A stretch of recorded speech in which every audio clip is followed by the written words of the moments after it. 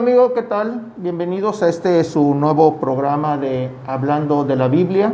Pues una plática sencilla, con profundidad.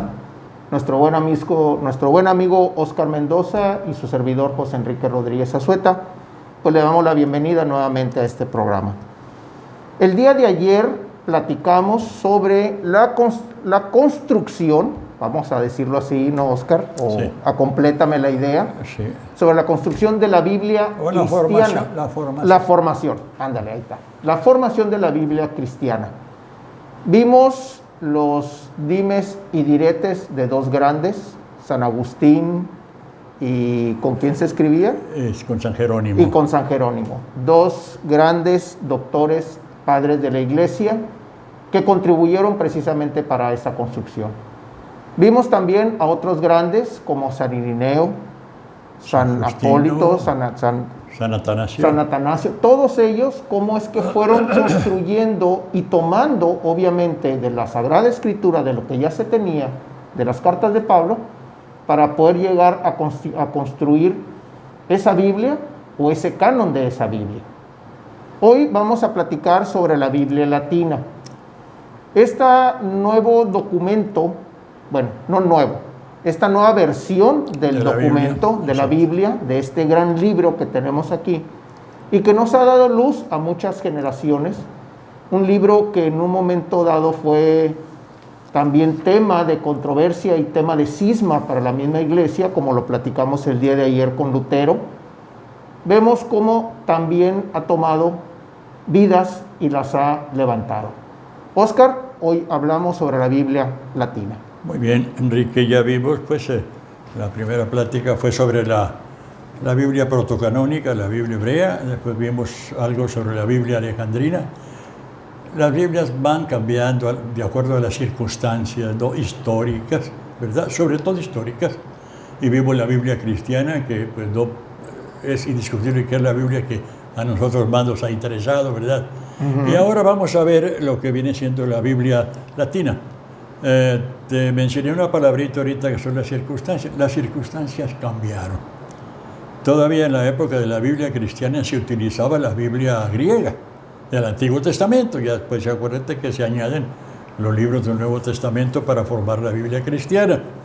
Entonces cambian las cosas porque ahí se empieza a descender, o sea, ya automáticamente el idioma griego también. Pero viene una nueva potencia que viene siendo pues el Imperio Romano. El Imperio Romano, que fue el imperio más fuerte que ha habido en la antigüedad, se puede decir, ¿no?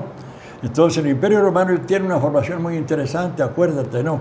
El Imperio Romano se fortalece mucho con las famosas guerras púnicas entre Roma y Cartago, y ahí se hace grande, ¿verdad? Cuando ya empieza el Imperio Romano a dominar todo el mar Mediterráneo, ¿verdad? Y empieza su expansión. Las guerras púnicas fueron del año 250 al 180 más o menos, ¿verdad? Y fue donde se fortalece Roma. Y empiezan a incursionar en el mundo que a ellos les interesaba. Incursionan mucho a lo que viene siendo el Oriente, ¿verdad? Que venía siendo pues todo lo que tenía controlado en parte los griegos después de Alejandro Magno. Los romanos toman lo que viene siendo Macedonia, que era la tierra de Alejandro Magno, y en esos días que los romanos empiezan a incursionar, ahí estaba Filipo V de Macedonia, uno de los descendientes de Filipo, el padre de Alejandro Magno. Y para no hacer la cosa muy larga, empiezan a establecerse ellos, toman Macedonia, entran a Corinto en el año 146, Corinto, aquella ciudad que a lo mejor sí merecía lo que le pasó, porque arrasan con Corinto. Igual que arrasaron los romanos con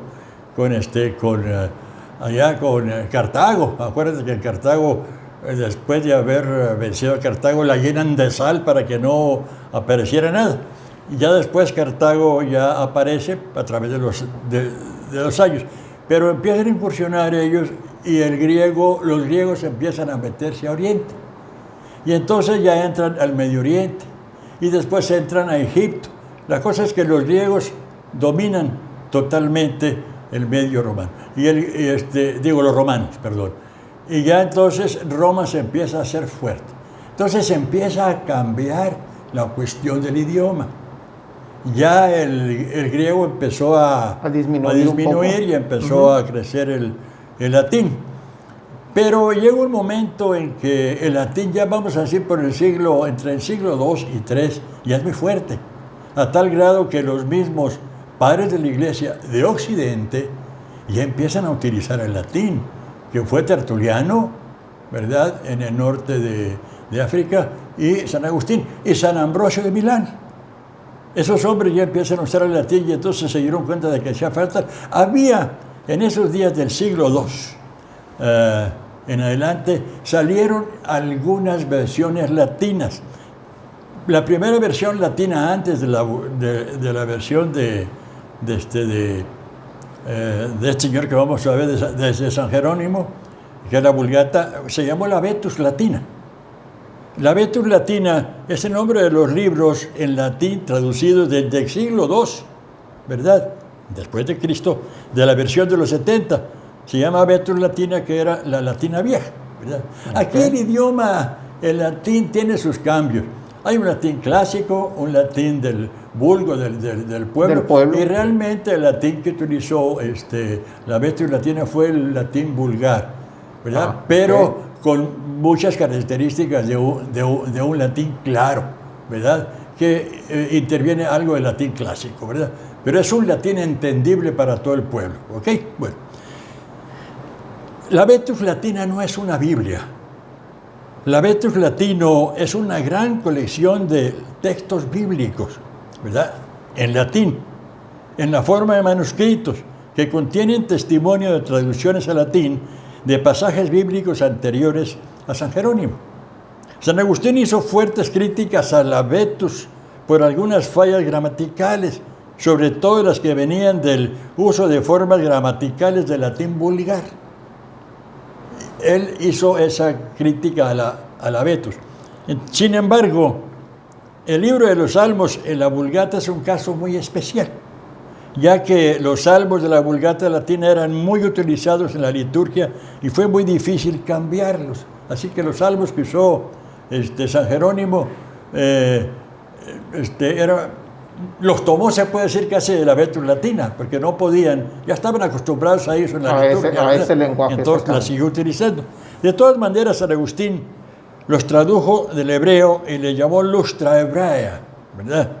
Pero esta versión no pudo desplazar al llamado Salterio Galicano, ¿verdad?, o romano, es la misma cosa, en el uso litúrgico. Y al final el galicano se usó aún posteriormente al Concilio de Trento, fíjate.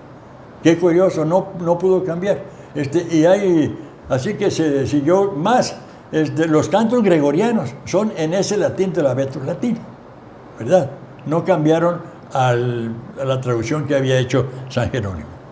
El galicano es el salterio del canto gregoriano y usado en la música clásica. Todavía en 1979, con Juan Pablo II, la Iglesia publicó una versión de los Salmos, la Nova Vulgata, pero ha tenido poco impacto. Muy bien, entonces aquí viene la historia, ¿verdad?, sobre lo que viene siendo así rápido, sobre lo que viene siendo la Vulgata latina. En la época de San Jerónimo estaba el Papa Dámaso I.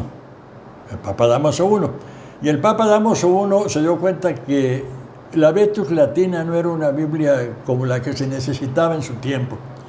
San Jerónimo fue un ayudante de él, fue como su secretario, pero San Jerónimo tenía una capacidad muy grande para los idiomas.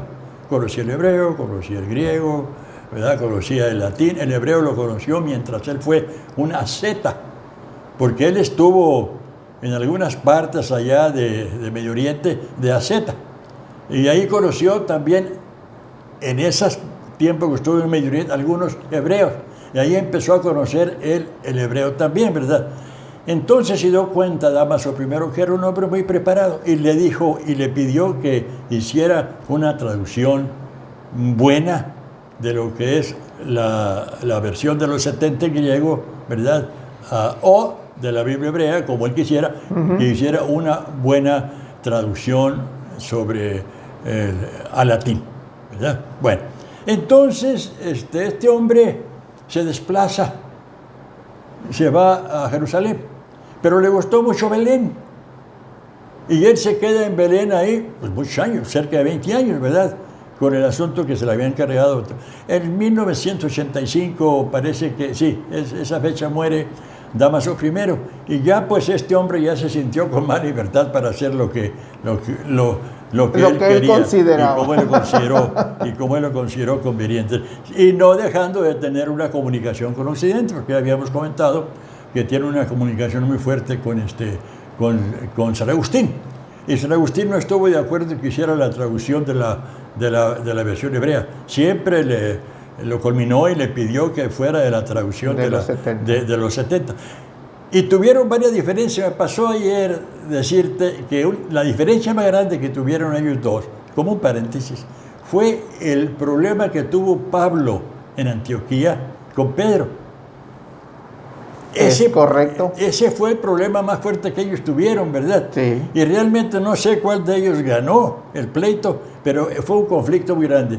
Y ese conflicto todavía lo tenemos actualmente. ¿Por qué se aventó Pablo a hacer lo que hizo, verdad? Era la autoridad que Dios le había dado. Y por otras razones que son muy interesantes que no nos da tiempo de comentar aquí, ¿verdad? Bueno, muy bien. Nada más como paréntesis y Sí. como referencia. La discusión que tuvo Pablo con Pedro fue a consecuencia de que los hebreos pedían a los recién ingresados a la fe que se circuncidaran. Ahí viene. Sí. Ahí empezó el problema. Sí. Y Pablo los defendía en el sentido de que ellos estaban acogiendo esa nueva religión, esa nueva cercanía con Cristo mediante la fe. Algunos exégetas, algunos historiadores, estudiosos de la Biblia, dicen que ese fue el primer concilio entre Pablo y Pedro. Así lo consideran. Porque después del concilio viene el año 49. Sí, pero se considera ese como el primer concilio, o hay gente que lo considera porque ven cuestiones de fe, exactamente, ¿no? Se unieron en Antioquía y tuvieron esa discusión, ¿verdad? Pero sobre eso hay varias versiones. Lo importante es que el conflicto fue fuerte, ¿verdad? Sí. Y nos ha llegado a nosotros, pero podemos ver después cómo el mismo Pedro justifica a Pablo cuando él dice que Pablo es un sabio y que lo que él hacía y escribía era mandado por el Señor. Quiere decir que Pedro le tenía su un respeto a Pablo, ¿verdad? Así es, bueno. Entonces se va este hombre a Belén y ahí empieza la traducción. Y para no alargar mucho la cosa, vamos a ver qué fue lo que hizo San Jerónimo. San Jerónimo empezó desde luego la traducción, pero San Jerónimo se ayudó mucho de esto. Me voy a parar. Estando ya San Jerónimo ahí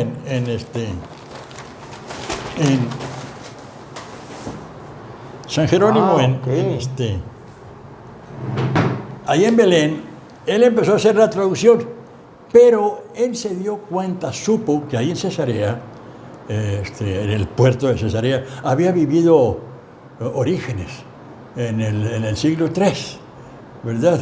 San Jerónimo, ya estamos aquí ya pues entrando de lleno ya es el siglo IV, ya había pasado más de 100 años. Y Orígenes se había dedicado al estudio y ahí formó una preciosa biblioteca en ese puerto de Cesarea. Y descubrió, y ya se conocía, que ahí existía no una Biblia, 6 Biblias en griego. Bueno, en griego eran 5, pero eran 6 Biblias que había, ¿qué te puedo decir? No sé si he estudiado, que había realizado Orígenes. Y ahí estaban los rollos, imagínate. Si hacer la traducción de una Biblia es un problema, imagínate una revisión de 6 Biblias. Se le llamó la Hexapla de Orígenes. Pero fíjate cómo estaba conformada. Primero que todo, tenía una Biblia completa en hebreo. Completa. Imagínate cuántos rollos, yo creo que debe haber sido 2, 3 cuartos de rollos para poder tener todo eso ahí. Y después, él mismo, Orígenes, hizo una traducción literal del hebreo. Literal del hebreo. ¡Ay, joder! Después toma él una traducción, creo que era un ebionita llamado Símaco. Eran hombres que se habían interesado mucho por el estudio de la Biblia. Qué hermoso es, ¿verdad? Cuando tú te conviertes al Señor y que te empiezas a meter en la Sagrada Escritura. Qué hermoso es lo que hicieron estos hombres. No, sí, definitivamente. Símaco. Después vino y puso toda la versión de los 70 en otros rollos comparativos. Pero viene otro señor llamado Aquila y hace otra traducción, ¿verdad? Del hebreo al griego. Y entonces viene otro llamado Teodosión, y son las 6 versiones que tenía Orígenes ahí en el puerto de Cesarea.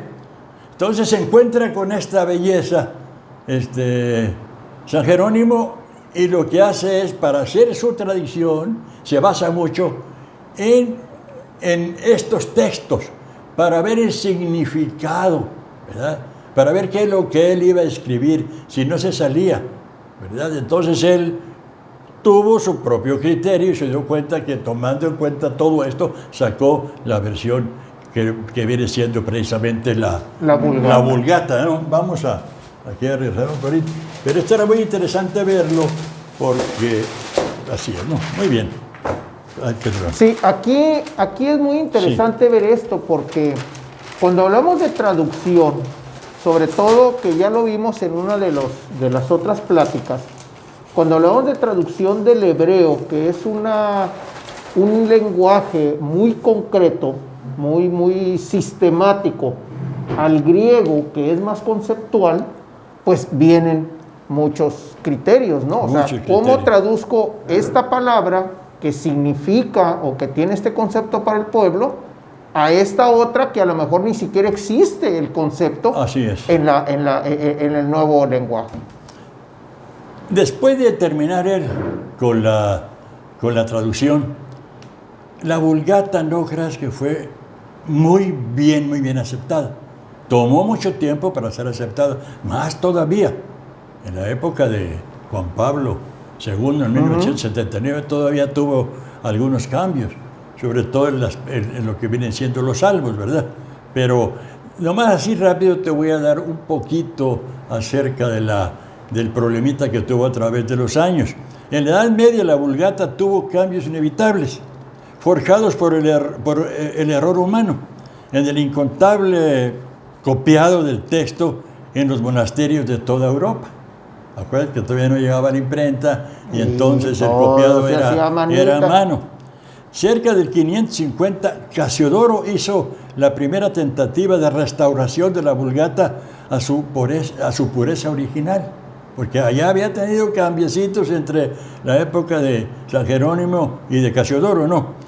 Alcuino de York, que era como un secretario amanuense y al mismo tiempo era un ayudante de Carlomagno. Esto fue en el año 801, ¿verdad? Por orden de Carlomagno hizo otra revisión de la Vulgata. Alcuino de York pues era de Inglaterra, ¿no? Pero Carlomagno en ese tiempo se había metido mucho en toda Europa y él se trajo grandes sabios a su séquito de gobierno, ¿verdad? En el siglo IX. Otras tentativas fueron de un tal Teodulfo, obispo de Orleans, en 787. San Esteban Jardín del Cister, acuérdate de aquella orden a la que perteneció San Bernardo, ¿verdad? Que San Bernardo gana a toda su familia, se trae 25 personas y las convierte a Cristo y ellos entran a los monasterios. En esa época, ¿verdad? Que fue en el 1120, también hubo una revisión de la Vulgata latina. El advenimiento de la imprenta redujo el error humano.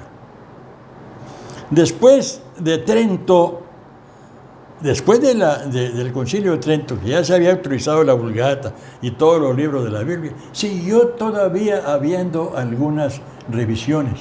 Y en el año 1566 a 1550 a 1572, estuvo como Papa Sixto V y él revisó otra vez la Vulgata.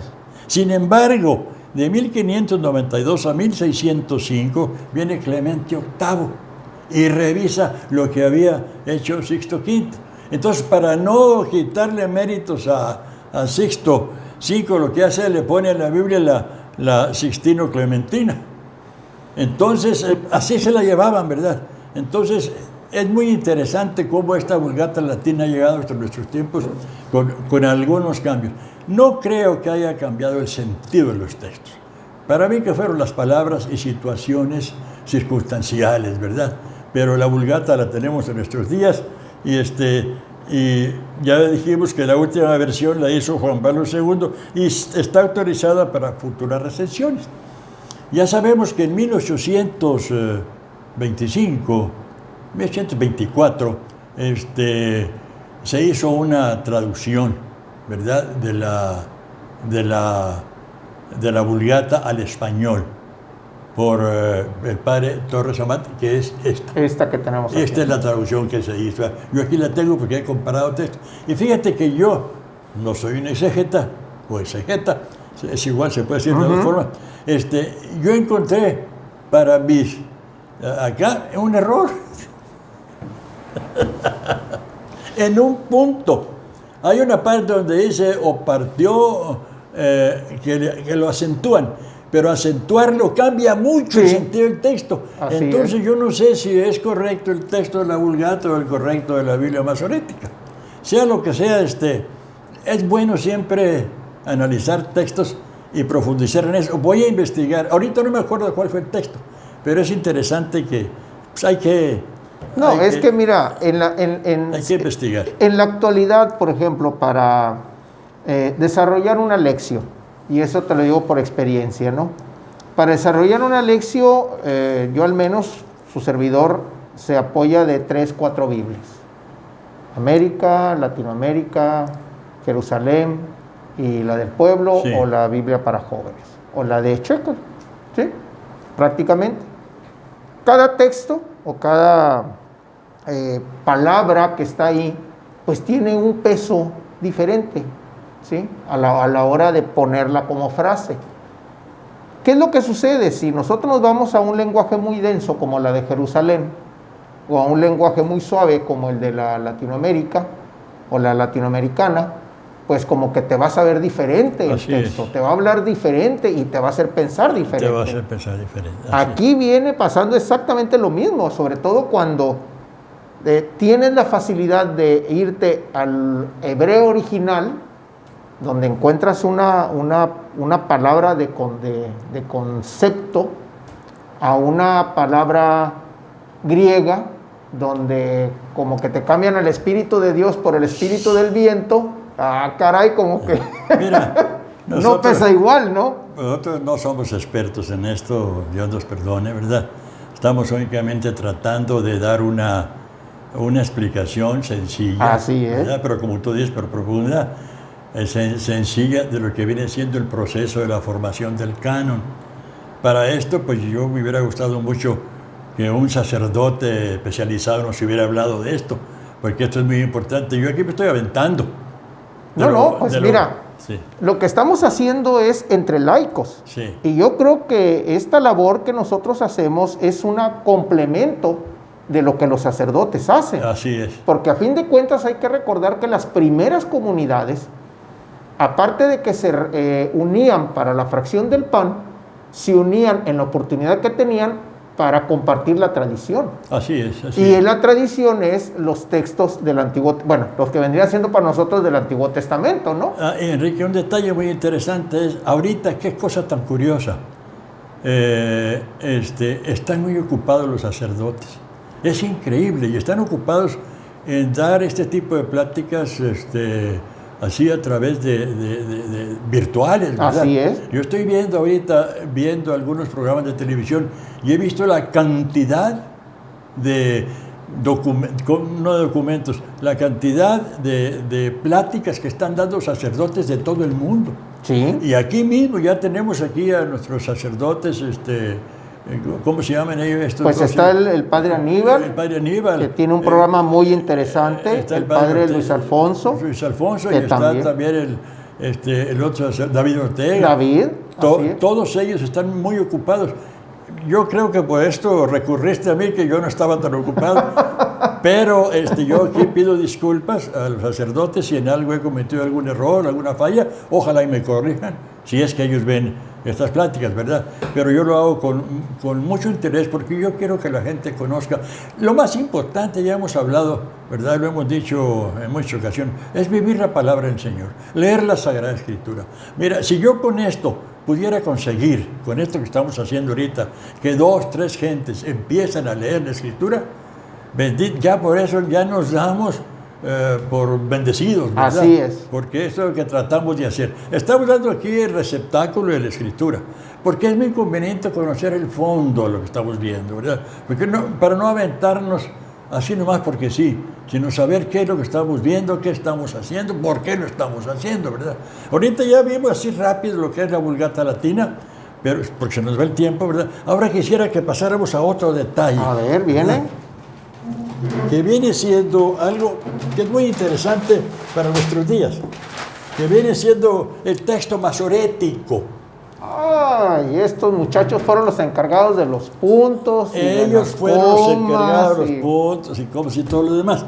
Acuérdate que ya hemos comentado que el hebreo es muy difícil porque se escribe aún sin separación de letras. Así es. Entonces imagínate los traductores, nuestros traductores para el español o de cualquier lengua vernácula, ya sea la alemana, el francés, la que tú quieras, lo difícil que sería hacer una traducción de los originales, ¿verdad? Entonces, por eso el texto masorético ayudó mucho. Masora quiere decir tradición. Los judíos han sido muy especiales en mantener la pureza del texto. Sí. Ellos por ningún motivo, acuérdate bien lo que pasa cuando la Biblia griega, ¿verdad? Ellos no le cambian. En 1 o 2 ocasiones hubo cambiecitos muy duros, pero ellos mantuvieron la pureza del texto cuando cambian a la versión de los 70. Aquí el grupo de masoretas, que vienen siendo judíos, ellos mantienen la tradición hebrea. Esos textos yo creo que fueron los mismos textos que utiliza en el siglo V San Jerónimo. No sabemos de dónde vienen estos textos, pero lo más seguro es que Masoras quiere decir que la tradición los guardó. Y estos masoretas trabajaron del siglo VI al X, ¿verdad? Después de Cristo. Dice, salvaguardó los textos originales del Antiguo Testamento y la vocalización de los textos. Los mismos judíos jóvenes, es muy difícil que ellos puedan conocer el hebreo puro si no saben cómo vocalizarlo. Entonces la Masora lo que hizo fue eso, ¿verdad?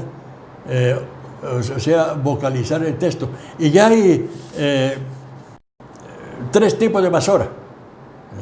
Lo que hicieron, sí, 3 tipos. Ellos le llaman una Masora parva, de parvulito. A lo que viene siendo en el texto, para vocalizarlo, le ponen puntos.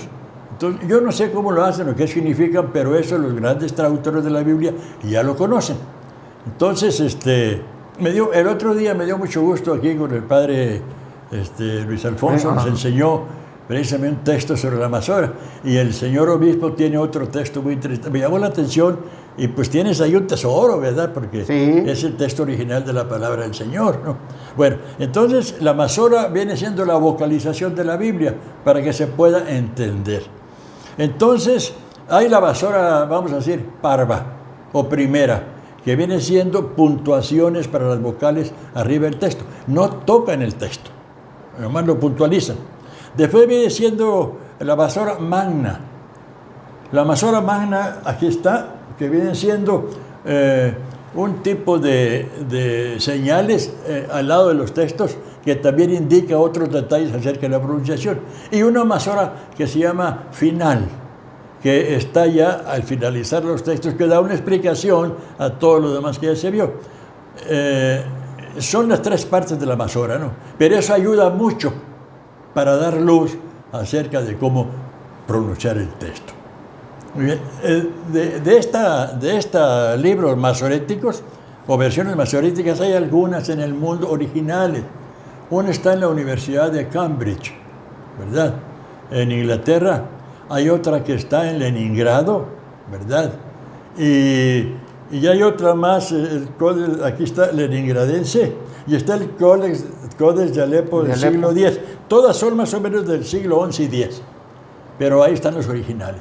De ahí, desde luego, se han hecho traducciones, como la que te digo que tiene el padre Luis Alfonso, la traducción que tiene el señor obispo, pues que sirven, ¿verdad?, para el estudio de los que saben hebreo. El padre Luis Alfonso da clases de hebreo en el seminario. Así es. Y me dicen que en una ocasión algunos fueron a tomar las clases, pero no pudieron. No sé si tú estabas incluido. Soy testigo. No, dice el padre, se les hizo muy difícil el hebreo. Sí. Entonces, pero es muy interesante porque cuando menos hay intentos de poder conocer un poquito más acerca de la palabra de Dios. No, definitivamente. Y de los originales. Empezando nada más con la forma de escribirse, porque si haces el ganchito más largo o más corto, pues ya cambiaste la palabra. Ya cambiaste la palabra, sí. Luego le escribes de derecha a izquierda, es contrario.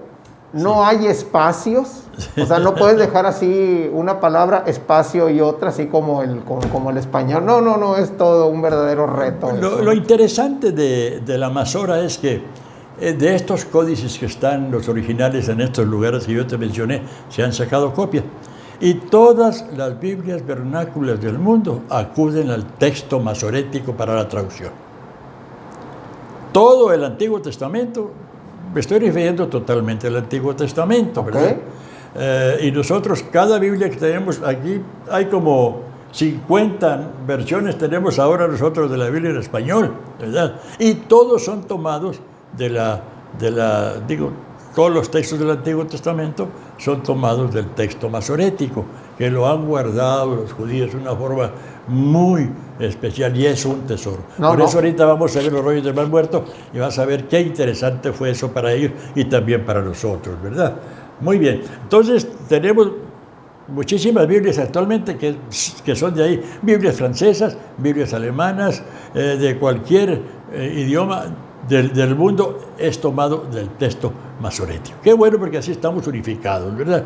Eso es muy importante. Fíjate, ahorita que mencionas las traducciones y el origen, es cuando se toma, por ejemplo, la lengua española o el español, que es un lenguaje muy rico, y lo vemos en las dos Biblias pues más conocidas, ¿no?, que nosotros manejamos, que es la famosa Biblia de Jerusalén, que tiene un lenguaje muy españolizado, muy denso, y la Biblia de Latinoamérica, que tiene un lenguaje más aterrizado, más vulgo, ¿sí? más del pueblo. Más sencillo, sí. Más sencillo, así es, más sencillo, pero que al momento de compararlos, dices, caray, como que no me dice lo mismo, ¿no? Así es. Sin embargo, como tú lo mencionaste hace un momento, la esencia del texto, la espiritualidad del texto, es la que no debe de cambiar.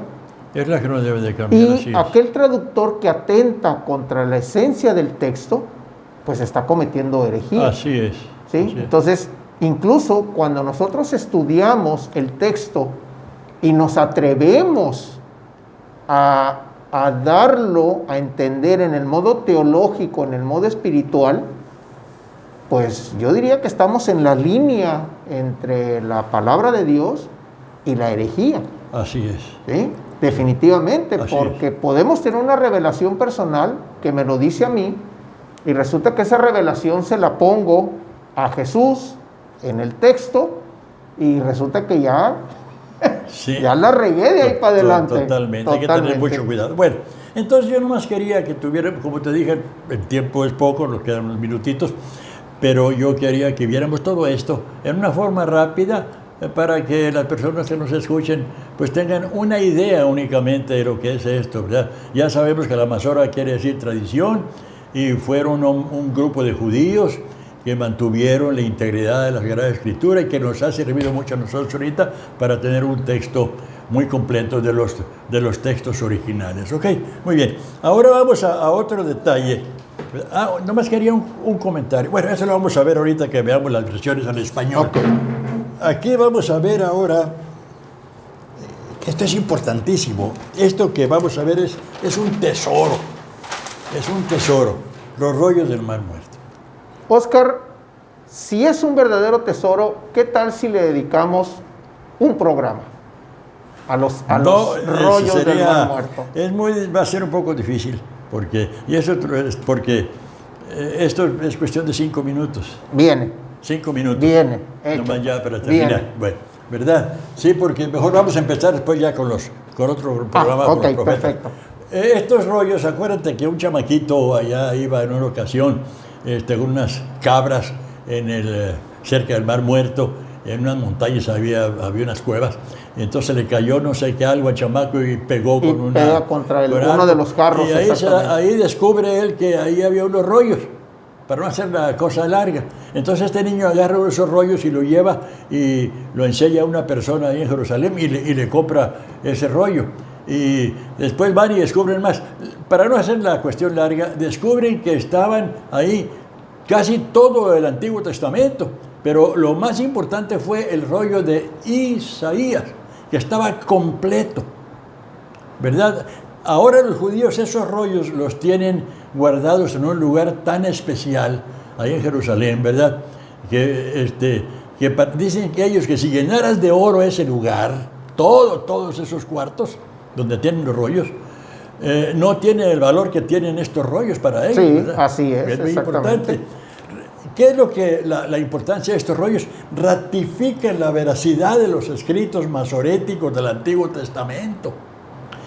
Se dieron cuenta que los escritos de la Masora, de la Biblia original, eran iguales que los que estaban en los rollos, y eso es porque había dudas y había inquietudes de saber si era realmente la Biblia verdadera. Si era o no, exactamente. Entonces aquí estos rollos fueron escondidos por un grupo de señores dedicados al Señor, eran como 1000 esenios, un poquito antes de la época del Señor, y ya empezaban los romanos a meterse al pueblo hebreo y estaban quemando documentos, todo lo que olía a Biblia hebrea o a escritos de los judíos, los quemaban. Entonces los esenios los agarran y los esconden ahí, en unas ollas, ¿verdad?, que las llenaron con betún. Betún era petróleo, ¿no?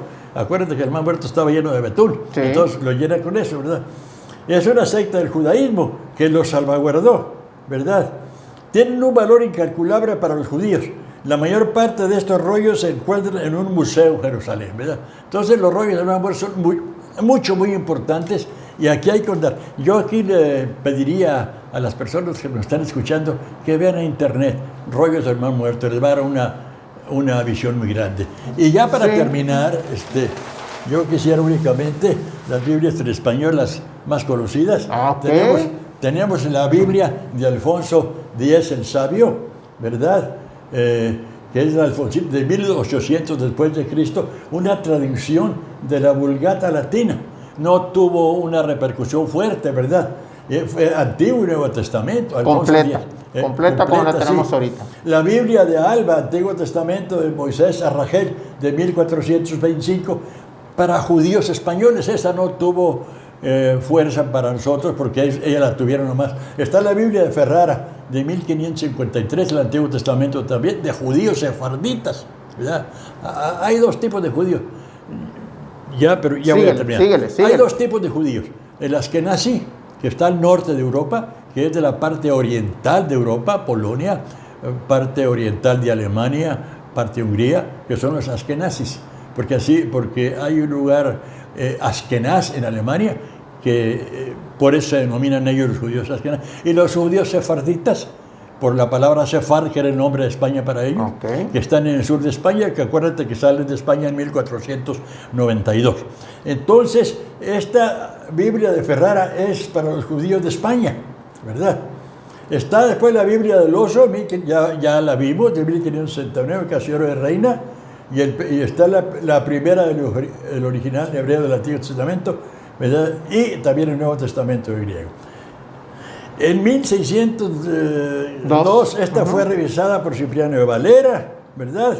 Entonces, después viene hasta muy tarde, ya en 1824, la Biblia esta de la Vulgata latina de Torres Amat, ¿verdad? Pero las primeras Biblias católicas, ya para terminar, al español, fueron las que pidió que se hicieran el Papa Pío XII después de terminar la Segunda Guerra Mundial, que es. fue la de Nácar Colunga, ¿verdad? Y la Biblia de Bober Canter, una en 1944 y la otra en 1947. Ya vienen después las ediciones que más conocemos, la Biblia de Jerusalén, edición francesa, ¿verdad? La Biblia viene siendo la edición en español en 67, la Biblia latinoamericana en 1972 y actualmente hay aproximadamente 50 versiones al español, ¿verdad? Muy interesante esto.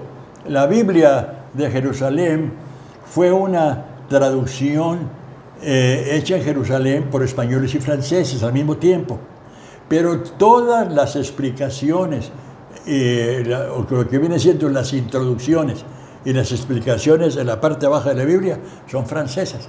Los españoles las tradujeron y las pusieron en nuestra Biblia. Interesante contribución. Interesante contribución. Bueno, con esto más o menos no, pues prácticamente terminamos, ¿no?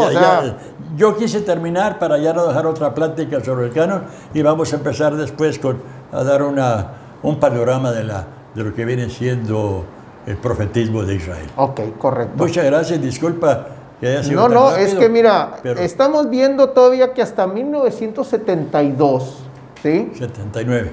72, ahí 72, lo tenemos, sí, hasta el sí, 72, con la Biblia latinoamericana, sí. Continúan los textos y los reescritos de este libro. Así es. ¿Sí? Ahora, ¿qué tiene en especial este libro?